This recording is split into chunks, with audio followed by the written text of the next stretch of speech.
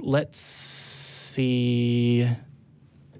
Nat in Houston. Welcome to the show. Sorry that I'm going to try and push this to be streamlined, at least for your case. It says here that you would like to prove that there's a God using the King James Version and that you know our talking points. That's not possible. Yes, sir. That's actually not possible. I'm going to let you get to it.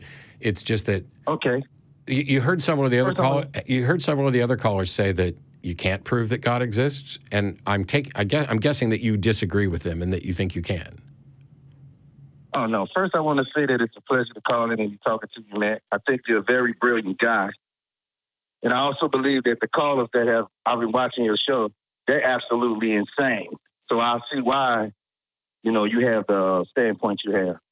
But first, I'll begin. Before you get to the King James thing, I just want the answer to that one question. I just want to clarify where we're at. Okay, what? Those other callers think that you cannot prove that God exists.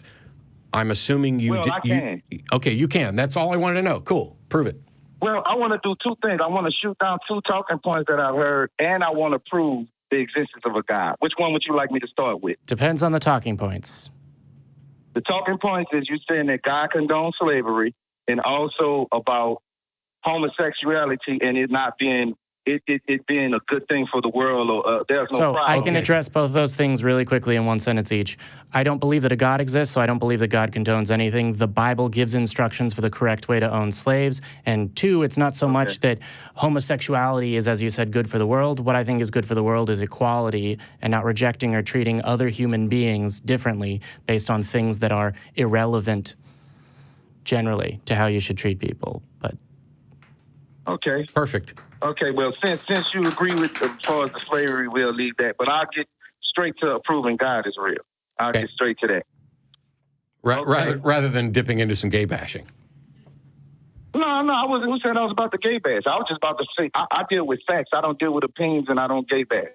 Well, good for you, sir. Matter of fact, go ahead. So let me go ahead on and dip into the homosexual. And it's straight to the point. I heard one guy, he talked to me, he tried to talk about HIV and all these. I was like, well, heterosexuals get HIV too, so that wasn't a good argument. Here's my argument. Take all gays and put them on an island and come back in 100 years and let's see what happens to them. Okay. You want to know what the flaw is in your argument? What's the flaw? Tell me, please. You're presuming that the continuation of a particular subset of the human race is a goal. Oh, okay. Well, hey, I agree with that. Guess what? We agree. And my point is that they will die out because you have to. Yep. You have to have sex between a man and a woman. No. Stop. Here's the super flaw in your argument. Are you ready for the super flaw? Okay, I'm ready. You could take all the heterosexual men and put them on an island and the human race ends too. No, it's not. If you put no, that's not my argument. I'm saying if you put them on an island with the people that they having sex with, if you put those then that's that is a completely dishonest argument because that is not. So the thing is, if you isolate a section of the population and that section of the population are sterile, doesn't matter what their gender is. Everything about your argument is flawed. The truth is, it's irrelevant. I'm not gonna lip wrestle. This is just my main point. Okay. My main point is you need a man and a woman to reproduce, and without reproducing, there is no life. Actually, you don't need a man or a woman to reproduce. There is such a thing as parthenogenesis. There is such a thing as parthenogenesis, although it hasn't been confirmed within human beings. But we have in vitro fertilization, test tube babies, other things. All you need is the genetic material or the ability to construct the genetic material.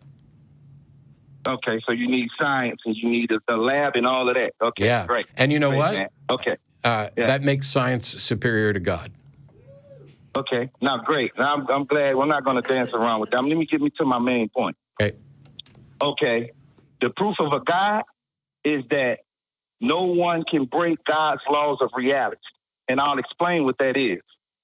What's God's laws of reality? I don't know. I'll give you one. Okay. I'm going to tell you. I'll start with one. Everything that is born must die. Now, who has broken that? Hang on. First of all, how do you know that this is a law, and how do you know that it's God's law? I can. Oh, I knew you was going to ask me that. Great, Matt. I'm 2 steps ahead of you. Good. Yeah, I know it's God's law because the King James Version Bible is the only book that says that. There's no other book that says, and actually science. There's no other book that describes what Lord Voldemort wants. No, there's no other book. You asked me why I know that it's God. Come on, you asked me why I know it's God. I know the proof that it's God. No, I'm not, sir. You do not get to blame me for your irrationality. The fact that a book says something does not mean that it's true. Oh, okay. Oh, wow. That's really. So if I go to college, if I go to Yale and I go to college, and they give me a book to read to pass and get a passing grade or pass the SAT, I'm not going to believe that. Stop. I'm just going to say what you said. I'm still on this. I said that the fact that a book says something does not mean that it's true. And your response, was to talk about whether or not you can get a passing grade for telling what's in the book. The truth of a proposition is not in any way contingent on whether or not it appears in a book. Okay.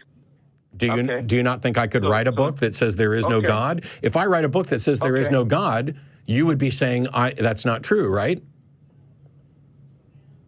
Yeah. But if you wrote then that you book, agree with me. Then you agree with me that something isn't true just because it's in a book. I can say that, but I can so now also tell me the actual reason that you know this is God's law without pointing to the book. Well, the reason why I know, because no man has done it. Okay. If you stop. Show me what man has lived forever. Stop. Okay. Go study syllogisms and take what you just said and put it in a syllogism. Make a logical argument, because now you're saying you know it's God's law because no man has broken it. Yes. That is not how you know something. Not only that. Oh my God. Hold on now. Hold on, Nate. Matt is trying to make one point. I've just put you on hold because I think you guys are talking back and forth over each other. He's trying to point out that the way that syllogism is structured, when you break down the logic of your argument, is not a valid argument. So, Nate, you're back, but Matt, I was going to let you finish your... Okay, go ahead. No, I'm done with you. And here's why. What? Here's why. When I point out that it's not true just because it's in a book and you set the book aside, now you create an argument that says this is God's law because no man has broken it. Okay.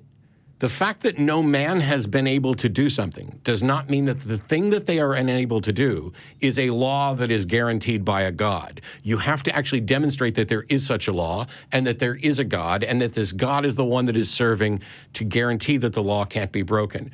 What you're essentially saying is it's impossible for man to do X.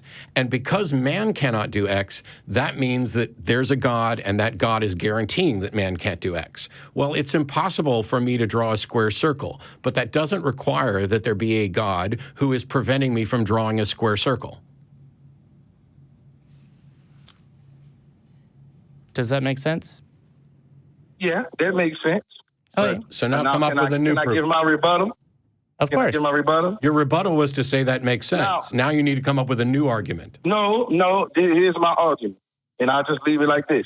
Whenever one of you guys can figure out how to do anything outside of what my God has said that man can't do, your God has said nothing. Believe y'all and follow y'all, and it's simple as that, man. Okay, you can hang up on me. No, it's as simple as this. We're not asking you to follow us. We're not asking you to necessarily agree with us. But what you've just done,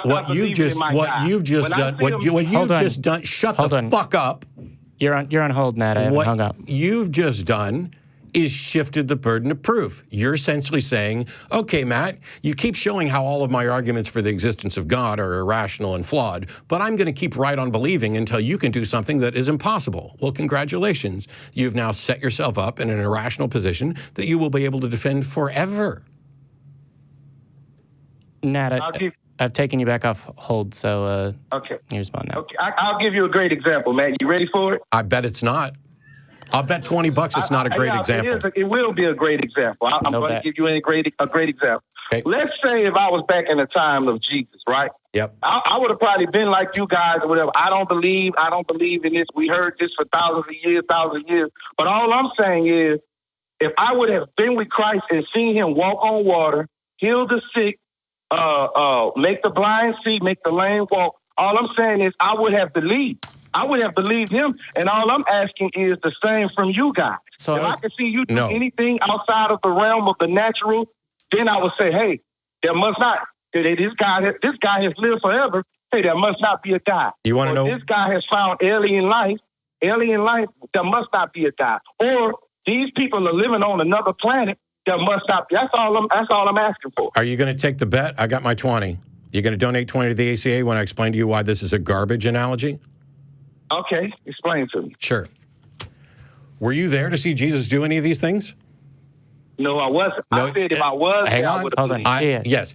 If you were there to see it, perhaps you would have a rational justification for believing it. But you weren't there to see it. And now you're thousands of years removed from those events, as are we, which means neither of us can have that rational justification that you were pointing to. You might as well have said, if God comes down and fondles me, then I will know that a God exists. But until that happens, it's a garbage example because it hasn't happened. Mm-hmm. In summation, saying, here's a thing that could happen that would persuade me to believe in a God is not a reason to believe in a God if it hasn't Which is happened. pretty much the same thing that y'all saying, right? Y'all are saying that y'all want evidence, correct? I have said that many times, yeah. We'd love to have some evidence. Do you fucking have any? I've been watching y'all's show, and I know that's what y'all been asking for. Do you actually have any evidence? Well, guess what? I'm asking the same question. Where's the evidence to persuade me to not believe in God? Where's the evidence? And as I've explained... And I'm telling you with the evidence, you can't tell me what your evidence is, but I can tell you... You have not given us any evidence. You gave, the last thing you said was, here's a hypothetical where I would have evidence. Give me an actual where you do. Where is your evidence against Muhammad? You want me to show you God, right? Where is your fucking evidence against every God that you don't believe in? Where's my evidence against them? Because the King James Version Bible says the things that man can't overthrow, can't do, So Nat, at this point, I'm done. We're gonna. It's all you. The Quran doesn't say So it. hold on. So Nat, hold on, real quick. You're on hold. You know what else doesn't say it? My biology textbook, and yet it's more factually accurate than any book you've pointed to in the entire call. So, unfortunately, Nat, for this episode, we're going to have to move on to the next call, but it doesn't mean that I want this to be the last call because I think I might be unique among hosts on any of our shows where I'd like a second call from this. But I think for this episode, particularly how we're short on time and have at least one other call that we're going to get to, I'm going to ask, hey, please call back when I'm on the show. If I do that to Eric, he might murder me. So please call back when I'm on the show or reach out online. On Reddit or on one of the Facebooks to me, and hopefully we'll be able to continue that. Do you have any questions about how to reach out? Or no hard feelings, my guy. I enjoy the show. No hard feelings. Conversation. No hard feelings, man. Like and subscribe. As soon as you send me the $20, there will be no hard feelings. Okay, and as soon as you can do any of those things I said, I'll send you the 20. Yeah, and as soon as you learn what shifting the burden of proof is, I'll give you 50. No, I'm not shifting the burden of proof. I'm asking you to give me evidence that there's no God. Oh my God! Oh my God!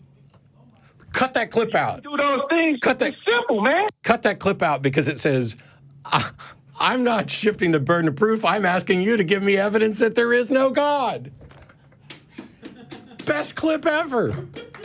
Call the Atheist Experience. Say the exact same sentence again. I want that on my show. That's all I'm saying. All right. What can you guys do? So hold on. So y'all Nat, have no answer. So hold on, Nat. So to continue this, we gave an answer to that, but for right now, hopefully you understand that I'm not running away. I'd like you to call back in, and I'd like you to reach out online. Right. But I have to move on to other calls. So yes, Go ahead and move on, bro. Y'all have a nice one, man, and.